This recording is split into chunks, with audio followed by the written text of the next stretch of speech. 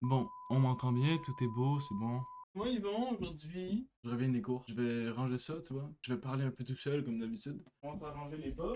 C'est bon. Ah oui, j'ai pris une douche récemment. Parce que je prends des douches quand même, des fois, tu vois. No shit. Il y a une question que je me pose. Est-ce que, quand je fais une vidéo, genre, vous en battez les couilles de voir dans ma chambre, tu vois, genre, est-ce que vous aimez? Est-ce que vous en battez les couilles ou est-ce que vous aimez pas? Parce que quand je fais une miniature, tu vois, on s'en bat les couilles du background, fait que je fais en sorte qu'on le voit pas, puis que je mets un texte ou je mets une image en rapport avec le titre. Mais dans les vidéos, je sais pas si vous aimez bien. Des fois, je mets juste ma chambre en noir, puis je mets une lumière blanche pour qu'on voit mon visage, mais pas pour qu'on voit autour.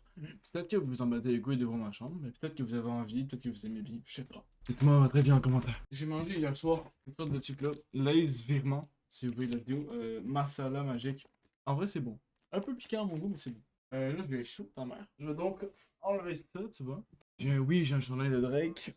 Ceux qui ont quelque chose contre ça, balancez-moi votre avis sur le beef qu'il a avec Kendrick Lamar. Je connais vraiment pas l'histoire. Vraiment, je connais presque rien. Tout ce que je sais, c'est qu'il y a un beef. Kendrick a réussi à descendre Drake vraiment bien, genre il a réussi à le niquer, tu vois. Genre les streamings par mois de Kendrick sont passés au-dessus de ceux de Drake. Regardez Live Up, sont rendus à combien, je sais pas, Drake, il était genre à 74 millions. Ouais, c'est ça. Tu même s'il y a un beef, Drake reste un artiste incroyable, tu vois. Kendrick. Là, Drake est à 76 millions, donc Kendrick doit être à 81. Oh non, il est même passé en dessous, tu vois. Ah, j'ai envie de parler de tout et de rien. Je suis en couple depuis 8 mois. Là, on est quoi, on est le 28? Depuis 8 mois et 3 jours. Les 10 mois, pour moi, ils vont être incroyables. Mais c'est pas tout de suite. Mais ça sent rien.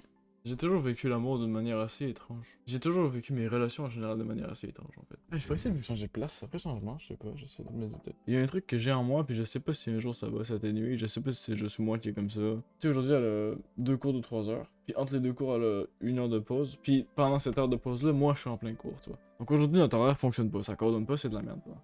Ça, je lui ai écrit juste avant son cours, je dirais ah bon cours, je t'aime et tout. Elle m'a pas répondu, tu vois. C'est pas grave, genre, jamais de la vie je vais en vouloir pour ça, tu vois. Mais il y a quand même une grande partie de moi qui ne cesse de s'imaginer ce qu'elle faisait quand j'ai envoyé le message. Je me dis, elle était sûrement en train de parler à d'autres gens, ou à parler au prof, ou elle faisait autre chose, puis elle a pas vu le message. Mais la pensée qui pourrait survenir qui dit, non, elle a vu ton message, mais elle a pas envie de répondre, ça, j'ai enlevé ça de ma tête. Ou du moins presque.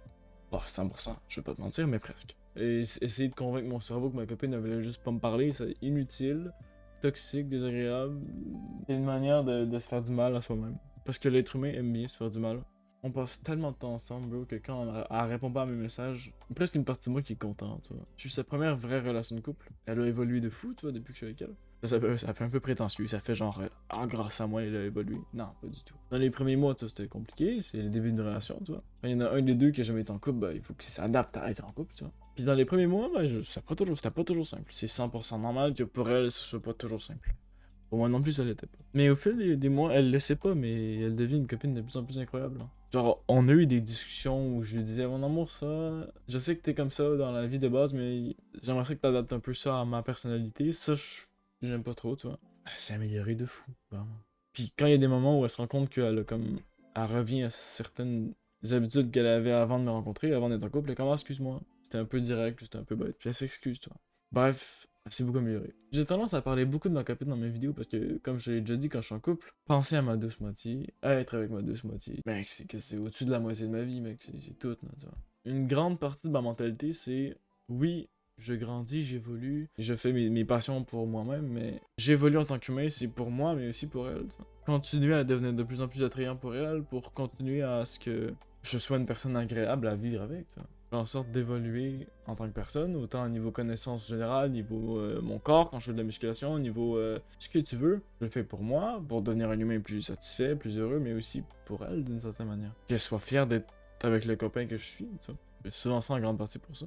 Le pourcentage, je t'avoue, je pourrais pas te le dire, ça dépend des fois. Attends, là, il y a un truc qui me casse les couilles. Le fil de ma fucking. Cossin, là, ma webcam, le fil de ma webcam est étiré, il doit être pogné quelque part.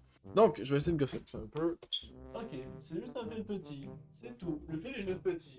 On va vivre avec ce qu'on a. Écoute, il y a tellement plein de sujets, frérot, que j'ai envie d'aborder, hein. Il y avait une vidéo que je voulais tourner tantôt, mais j'ai pas fait. Parce que, bah, je devais partir.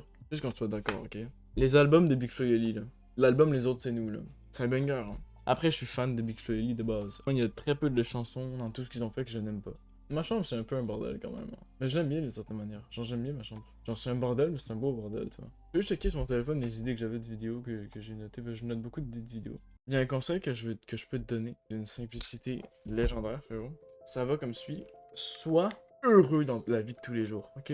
Genre, ça te donne rien d'être un mec triste. Ça nous arrive tous, des fois, tu vois, d'agir en mode ah, je suis fatigué. Tu sais, de chialer sur le sentiment qu'on ressent dans l'instant présent. Si les gens qui sont autour de toi, ils peuvent rien faire pour que t'ailles mieux, genre, dis rien, frérot.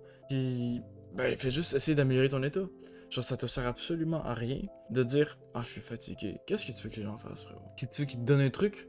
Puis le truc qu'ils vont te donner, tu le savais déjà? Disons que tu fais une crise d'angoisse, puis que tu sais qu'un câlin de ta mère ou un câlin de ta copine, ou dire tu sais, un petit accompagnement moral ou un accompagnement physique, ça t'aide. Là, oui, c'est pas la même chose. Chialer sur tes émotions, sur ce que tu ressens, alors que personne autour de toi ne peut rien faire pour améliorer ton état, ça sert à rien. C'est juste montrer aux autres que t'es négatif envers toi-même puis envers tes émotions. C'est beaucoup plus facile de chialer que de positiver en général.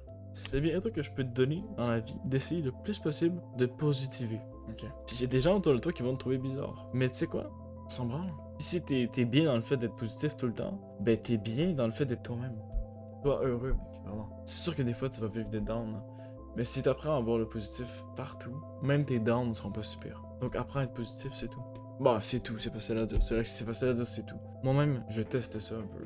Apprendre à être positif, peu importe ta situation, ton environnement, c'est juste bénéfique. La plupart des gens ont la flemme ou ils sont comme ah non, vas-y, pas envie d'être positif tout le temps parce que c'est plus facile d'être négatif. Sois juste heureux, bro. Ah, il y a un autre truc aussi. Essaye, le moins possible, de laisser l'humeur des autres influencer ton humeur à toi. Comme je le disais, tente de rester positif le plus souvent possible. Et donc, si t'es positif presque tout le temps, puis que, bah, je sais pas, un matin tu te réveilles puis ta copine est plus boudeuse, ton énergie positive naturelle, ça va être contagieux envers elle, tu vois. Donc elle va devenir plus heureuse, moins boudeuse. Aussi un des effets positifs d'être positif presque tout le temps. C'est contagieux. Ah oui, il y a un autre truc aussi. J'adore faire des petits jeux un peu inutiles. Avec des collègues de classe à la session passée au cégep, je leur ai dit les gars, écrivez les chiffres de 0 à 9. Genre 0, 1, 2, 3, 4, 5, 6, 7, 8, 9. Séparés sur une feuille. Puis faites une tier list. Celui qui écrit le plus beau 4. Celui qui écrit le plus beau 5. Celui qui écrit le plus beau 8. Quand ils m'ont entendu proposer ça comme jeu, ils ont fait, ben mec, c'est de la merde. Je te jure, ils l'ont fait. Je les ai perdus pour 5 à 10 minutes. Ils étaient à fond dans le truc. Puis tous ces petits jeux-là, je les prends de McFly et Galto. Quand ils sont avec Big Flo et Oli, ou juste quand ils sont tous les deux, ils ont la capacité à trouver plein de petits jeux un peu merdiques, mais à la fois qui sont simples, tu vois. Je trouve ça incroyable, ça. Puis je trouve que c'est les jeux qui t'amènent le plus dans des fous rires, tu vois. Vraiment, c'est incroyable. Je sais pas si j'ai réussi à bien l'expliquer, j'espère. Ça va être ça qui est ça. Prends soin de toi. Je referai d'autres vidéos comme ça, frérot. Fait que, ben, on se revoit une prochaine fois. Prends soin de toi, bro.